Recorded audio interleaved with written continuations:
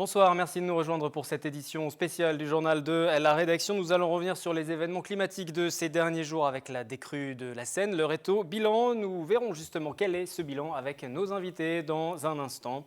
Mais tout d'abord, quelques mots concernant le déplacement jeudi soir du ministre de l'Intérieur dans les Yvelines. Bernard Cazeneuve était à Marly-le-Roi pour l'inauguration des nouveaux locaux du centre de déminage. Plusieurs annonces dans le cadre du plan déminage 2020. Des moyens supplémentaires seront alloués. Et concernant l'Euro de football, les agents seront fortement mobilisés. On écoute le ministre au micro de William L.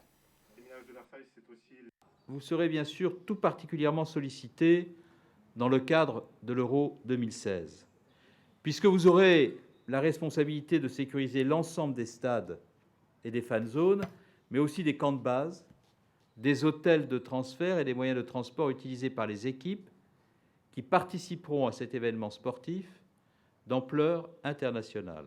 J'ajoute que durant toute la durée de la compétition, les démineurs issus de pays participants, notamment l'Italie et l'Espagne, viendront également nous prêter leur concours et renforcer nos équipes. J'ai également pris la décision de vous autoriser à porter une arme dans le cadre de vos missions. Comme vos collègues policiers, vous intervenez très souvent sur des situations complexes, dans des circonstances difficiles, souvent hostiles, et tout comme eux, vous pouvez être la cible de la haine et de la violence au simple motif que vous portez l'uniforme et que par là même vous incarnez la force publique, que vous incarnez l'état de droit. Le point complet sur ce déplacement du ministre dans notre édition de lundi dès 18h en direct. Pour le moment, ce sont donc les inondations qui vont nous intéresser au cours de cette édition spéciale du journal avec 5 invités autour de cette table. Bernard Costagliola, vous êtes le directeur territorial d'Enedis, anciennement ERDF. On dira ERDF pour peut-être plus de simplicité au cours de cette édition. On va parler de l'alimentation électrique pendant ces intempéries avec vous.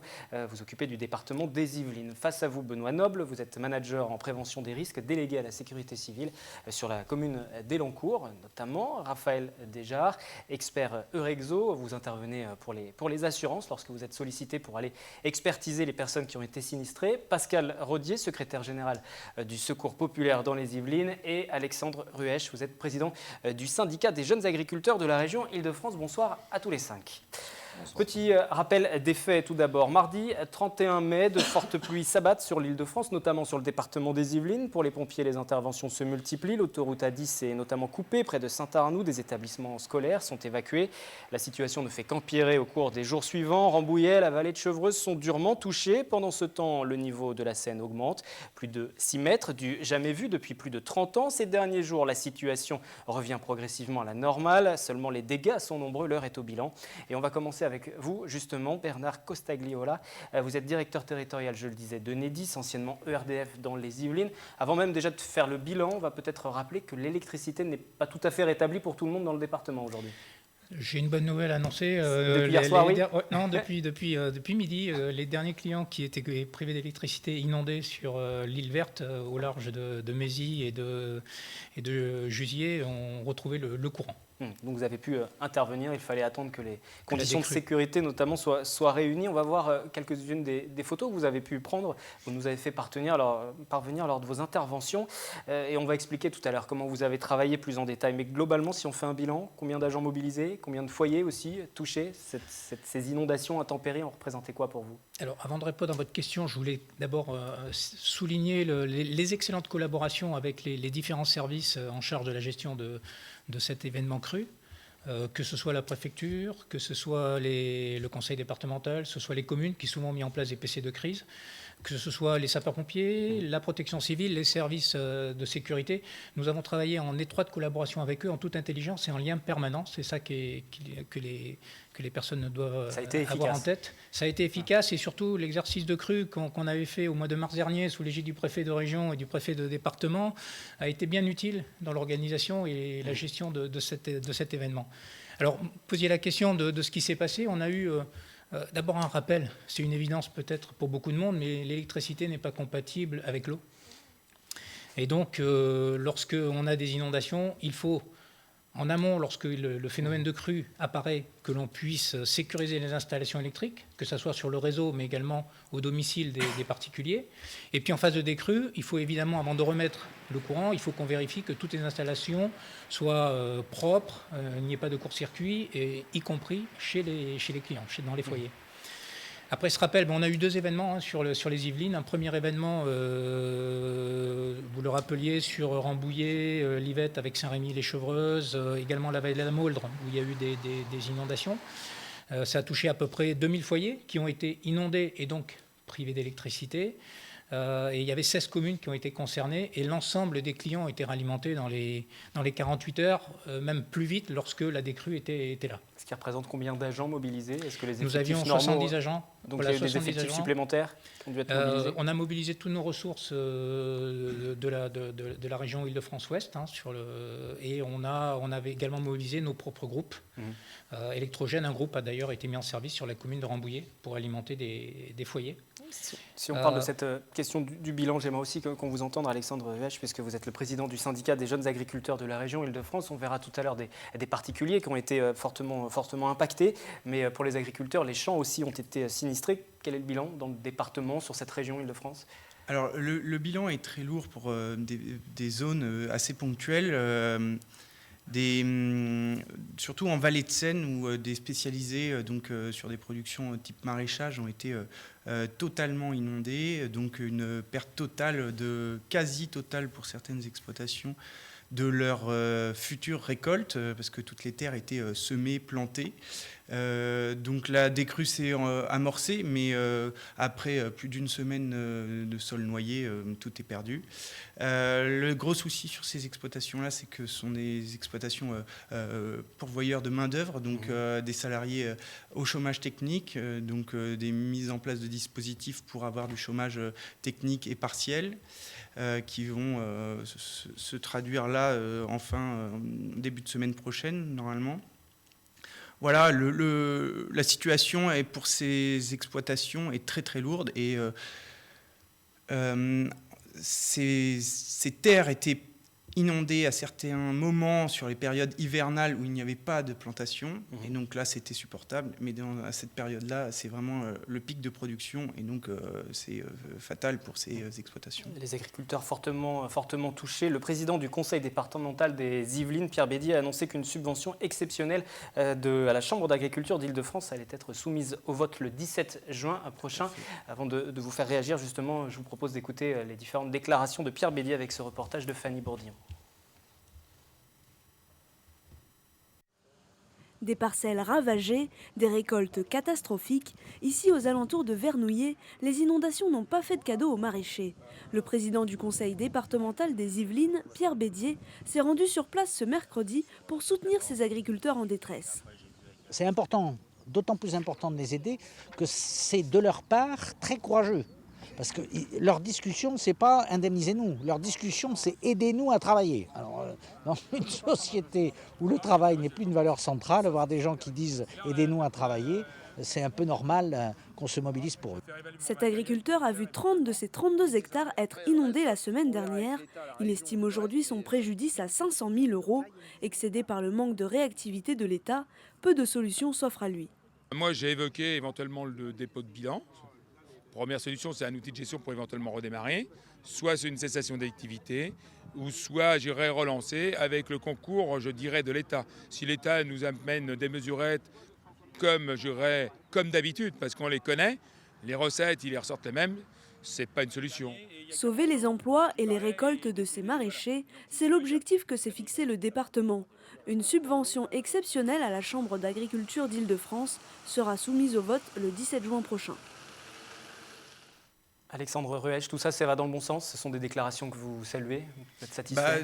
Aujourd'hui, je peux que saluer la volonté. Après, on ne connaît pas les résultats. Là, on a rencontré aussi les élus de la région, du conseil régional, pour voir quelles sont les dispositions à mettre en place. Il y a un souhait de mettre en place le dispositif rebond à la région, qui n'était pas aujourd'hui éligible jusqu'à présent pour les agriculteurs, qui va le devenir. a priori des annonces de budget débloquées pour pouvoir subvenir aux exploitations, aux exploitants. Ensuite, de cet épisode-là, ce qu'on attend en tant que professionnel, c'est qu'on puisse voir l'avenir plus sereinement et réfléchir au futur devenir de ces épisodes-là. Et on se rend bien compte que des épisodes plus vieux maintenant sont déstructurants pour nos exploitations, et il faut qu'on crée un fonds de garantie pour pouvoir pallier à ces difficultés-là régionalement. Mais en termes de prévention, est-ce que ce genre d'événement, on pouvait l'anticiper? Est-ce que, en tout cas, les choses étaient prévues pour limiter les dégâts? Alors, je crois que tous ceux qui avaient à anticiper ces épisodes-là ont su le faire, mais il y a un moment, on ne peut pas lutter contre la nature et la montée des eaux. Donc, on a des zones, on travaille sur des zones inondables, des zones d'expansion. On aura malheureusement de nouveaux épisodes. Voilà. Benoît Noble, justement, je vais peut-être vous faire réagir, vous qui êtes spécialiste de cette question de prévention des risques aussi. Est-ce qu'il y avait des choses à faire qui n'ont pas été faites?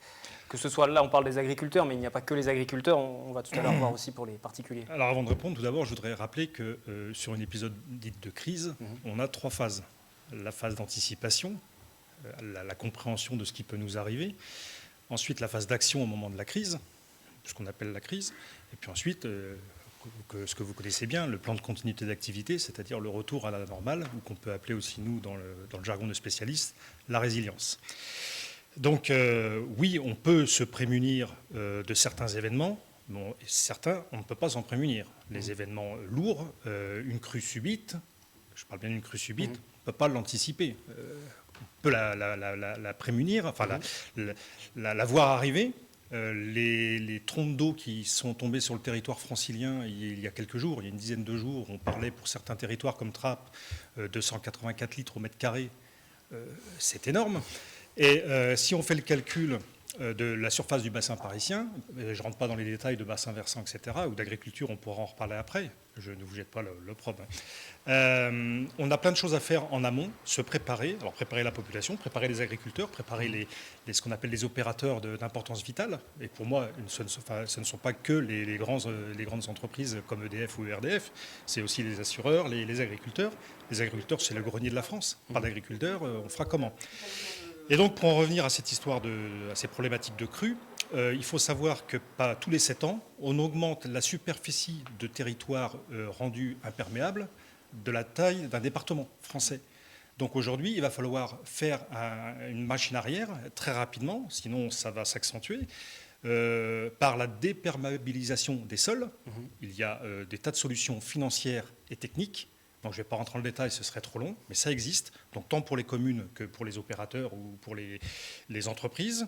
Et puis les agriculteurs, bien que j'ai beaucoup de respect pour eux, étant moi-même d'une famille d'agriculteurs, on peut peut-être retourner à ce que faisaient nos anciens, remettre en état les fossés, qui vont permettre de faire des drainages immédiats en cas de forte pluie. Vous êtes plutôt d'accord, Alexandre? Oui, on a un souci sur l'entretien des fossés à cause de réglementations environnementales où en fait tout agriculteur qui avant faisait avec son bon sens l'entretien de ses fossés, aujourd'hui peut se voir pénalisé, même mis au pilori par la police de l'eau. Tout à fait. Alors je rebondis sur ce qu'a dit monsieur. Certaines personnes de bonne volonté vont curer un réseau existant, donc un fossé. Et dernièrement, un homme s'est vu condamné parce qu'il avait curé un fossé. Parce que telle association, alors j'ai rien contre les associations bien évidemment, puisque je fais aussi partie du parc associatif, telle association défendait la vie de je ne sais quel animal, qui est sympathique au demeurant, mais à un moment il va falloir privilégier l'animal, on peut le déplacer, l'exploitation agricole ou la ferme qui existe depuis 300 ans, on ne peut pas la déplacer.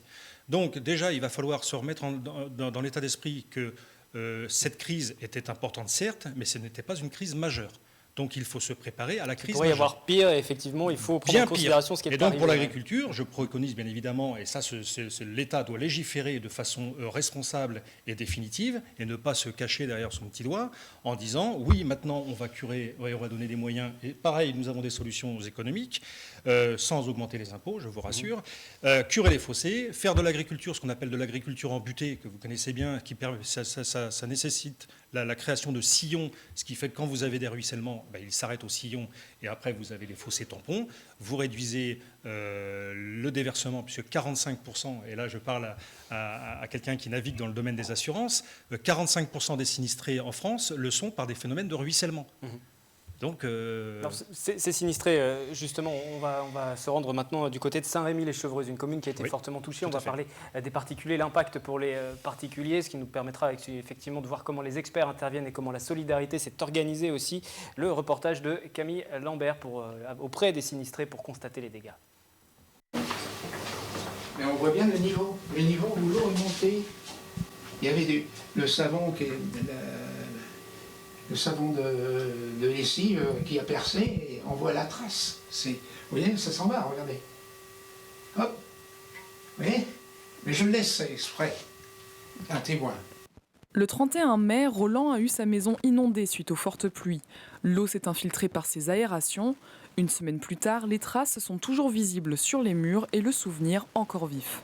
J'étais confiant, jamais j'aurais supposé une montée aussi brusque, aussi rapide et aussi importante. Ça, c'était inimaginable. Ça fait 60 ans que je suis là. Réfrigérateur, cuisinière, machine à laver, plus rien ne fonctionne. Il espère être indemnisé rapidement pour s'équiper à nouveau et entamer des travaux. Dans la rue Chénaud de Saint-Rémy-les-Chevreuses, ils sont nombreux comme lui à compter leurs pertes. Philippe a seulement eu sa cave inondée, mais la chaudière a été endommagée. Donc voilà, l'eau est montée à peu près à cette hauteur-là, dans la chaudière. Donc le brûleur qui était branché ici a été immergé et donc il est hors d'usage. Il attend encore la visite de l'expert pour estimer si d'autres pièces ont été touchées. Des outils sont également inutilisables. Philippe estime à environ 3 000 € de pertes au total. Il est confiant quant à la prise en charge des réparations et souligne le soutien des habitants. On n'a pas de chauffage, donc pas de douche, on se douche chez les voisins. Voilà. Je trouvais qu'il y avait une très belle solidarité entre les voisins. En ce qui nous concerne, on a énormément aidé ceux qui étaient plus touchés que nous. Tous les soirs, on faisait un repas en commun un peu pour vider les congélateurs d'une part, et puis aussi pour se réconforter les uns les autres. En face, Manuel travaille depuis 8 jours pour remettre en ordre sa maison. Concernant l'assurance, il est un peu perdu. Je voudrais bien savoir comment on peut être remboursé, tout ça, parce que comme il n'a pas encore passé une catastrophe naturelle, on ne sait pas encore. Même si on est assuré, je ne comprends rien. Jeudi 9 juin, Saint-Rémy-les-Chevreuses n'était pas encore reconnue en état de catastrophe naturelle. Une seconde commission aura lieu mercredi 15 juin. Si la commune est bien déclarée, les assureurs devront indemniser les victimes pour les dégâts matériels causés par les inondations. La ville a déjà reçu 200 dossiers de sinistrés. Comme pour Manuel, le 31 mai 2016 restera une date gravée dans leur mémoire. 57 communes ont été déclarées en état de catastrophe naturelle. Il en était question dans ce reportage. On va en voir la liste tout de suite qui s'affiche à l'écran. Pendant que je me tourne vers Raphaël Desjard, expert pour la société Eurexo. Peut-être répondre à quelques interrogations aussi qu'on a pu entendre là dans ce reportage. On voit des gens qui sont souvent perdus.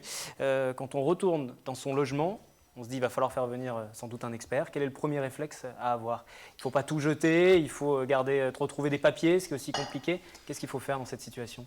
Alors il faut, je vais déjà prévenir les gens pour les rassurer. L'expert va arriver, mais des choses peuvent être faites en amont. Donc on n'a pas besoin de tout l'expert n'a pas besoin de tout voir pour chiffrer les dommages. Ça c'est la première chose. Donc si des mesures d'urgence pour des questions d'hygiène ou même de sécurité nécessitent le déblaiement ou en tout cas le retirement des gravats ou des biens endommagés, il est possible de le faire. Par contre, il faut que les assurés prennent en photo leurs dommages et des preuves un petit peu factuelles à présenter lors du passage de l'expert. Ce qu'il faut communément faire en avance de l'expertise pour faciliter à la fois l'indemnisation et à la fois le travail de l'expert, c'est via un état de perte, ce qu'on appelle nous dans le jargon un état de perte, qui est en fait un listing exhaustif de l'intégralité des biens endommagés, que ce soit le contenu et le bâtiment. Lors du passage de l'expert, ce dernier va checker les points un à un avec le sinistré Et derrière, il pourra ensuite réaliser son rapport pour l'indemnisation auprès de sa compagnie d'assurance. Vous me disiez aussi d'autres méthodes qui se développent, ça peut se faire par vidéo, vidéo interposée en fait. L'ensemble des réseaux d'expertise aujourd'hui, en tout cas, du coup je prêchais un peu pour la société Rexo. En effet, nous avons développé des solutions d'expertise alternatives. Donc nous n'avons pas besoin de faire passer un expert sur place. La prestation d'expertise peut se réaliser soit par téléphone, directement avec l'assuré, et auquel cas ce dernier va nous transmettre les pièces par mail, par courrier, par fax, avec tous les moyens que l'on connaît aujourd'hui, voire même par visio-expertise, avec téléchargement d'une application.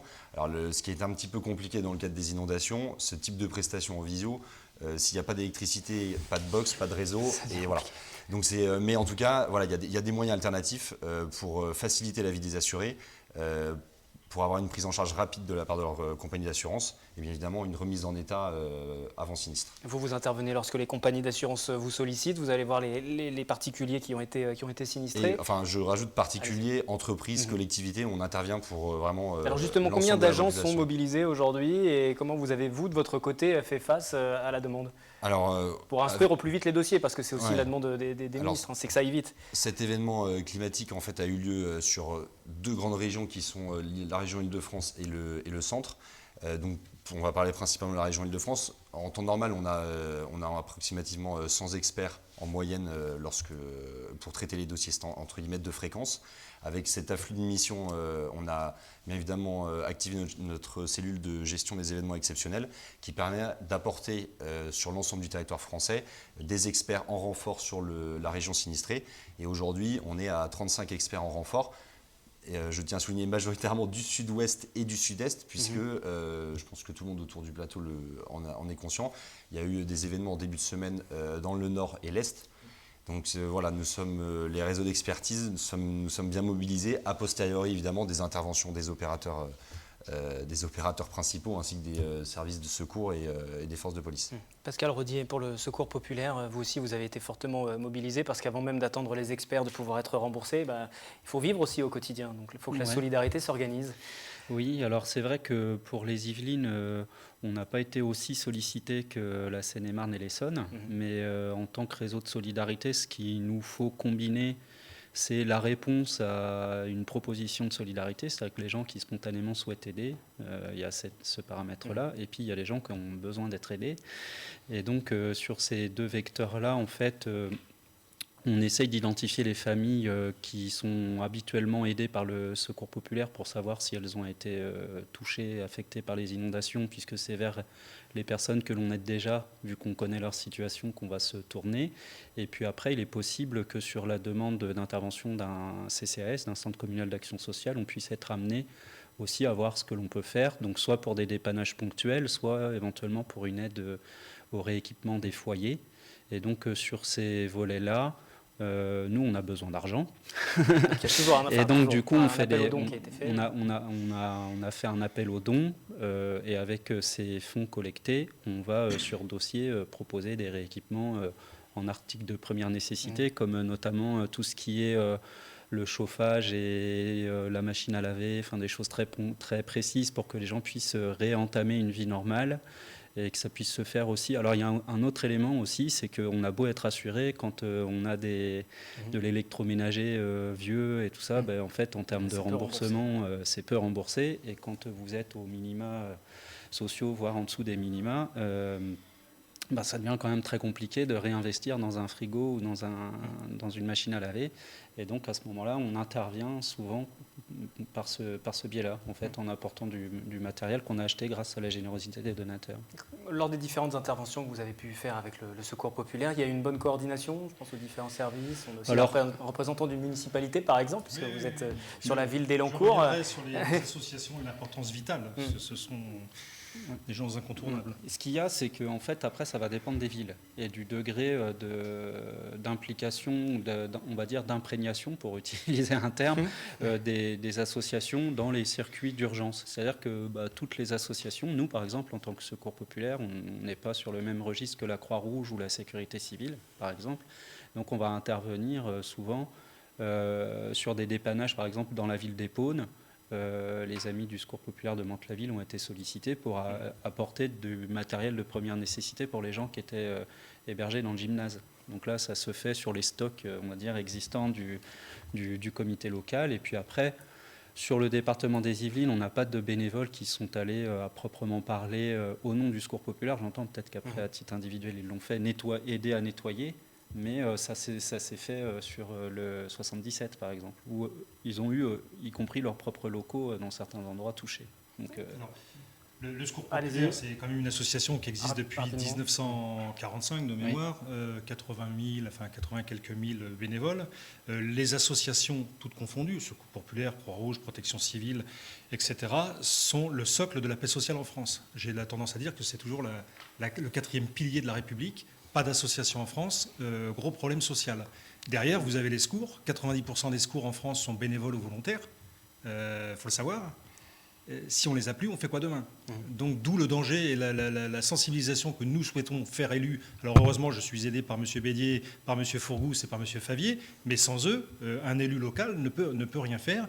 Et il y a la volonté d'avancer. Nous sommes là pour les aider à se former et à se sensibiliser sur toutes les méthodes qui existent pour aller de l'avant. Utilisons, comme vous le disiez, toute la transversalité, et on en a un échantillon ici, pour faire un tour de table et avancer, mais pas seulement sur le plan politique, sur un plan global, macro.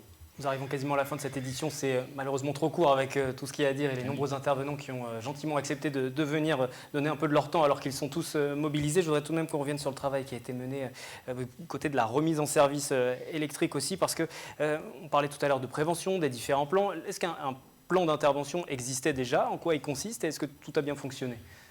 Nous avions effectivement, tout à l'heure vous l'avez signalé, un des maîtres mots, c'est de l'anticiper, ce type d'événement. Nous avions un plan de prévention pour anticiper. Nous avions mobilisé, notamment dans la deuxième phase de crue, la crue de la Seine, nous avions mobilisé la force d'intervention rapide d'électricité, c'est-à-dire des collègues d'autres régions qui sont venus nous aider, une trentaine de collègues de Poitou-Charentes, de Bretagne, qui sont venus nous prêter renfort, avec des groupes électrogènes, avec du matériel. Donc nous étions prêts à un événement qui, fort heureusement, vous l'avez dit tout à l'heure, a été moins grave que ce qu'il a été, mais nous étions prêts à faire face à un événement plus... Je vous interromps, c'est bien que vous ayez utilisé cette force d'action rapide qui, pour le commun des mortels, est une force destinée surtout au nucléaire, à protéger le nucléaire, et c'est bien que vous l'ayez utilisé dans ce type de situation. Oui, non, c'est pas pour le nucléaire. La force d'intervention rapide, c'est une force d'intervention d'Enedis qui permet de mobiliser des ressources très rapidement de toute la France. Donc elle a été mobilisée à cette occasion-là. Fort heureusement, elle n'a pas été utile, mais pour autant, nous étions prêts. Nous avions implanté des groupes dans les sites sensibles des communes, là où il y a les gymnases, où les communes avaient envisagé d'évacuer les personnes. Donc tout était prêt pour. Donc ça, c'est important. Et puis surtout, ce que je souhaitais signaler, c'est la prévention que nous avons essayé de faire tout au long de cet événement par médias, télévision, presse, site internet, des petits flyers dans les boîtes aux lettres, la prévention auprès de l'ensemble des foyers pour leur expliquer ce que je disais tout à l'heure, l'eau, l'électricité ne fait pas mon ménage et il y a un certain nombre de précaux à prendre. Que les gens puissent comprendre pourquoi l'électricité ne revient pas forcément du jour au lendemain lorsqu'ils retournent dans leur logement. Absolument qu'on coupe l'électricité, le gaz ou l'eau, et quand on revient dans le logement, il faut qu'on fasse tous les contrôles, et Enedis, on est là pour accompagner les foyers. Que la sécurité soit quand même ces contrôles respectée. Pour que tout se passe au mieux. Et juste un dernier mot, en 20 secondes, vous souhaitiez intervenir, Alexandre Ruesch, je voulais revenir sur le ruissellement. C'est vrai que cette année, à l'approche de cet épisode pluvieux, les sols étaient déjà très pourvu en eau, donc aucune capacité à boire, donc ruissellement tout de suite d'office.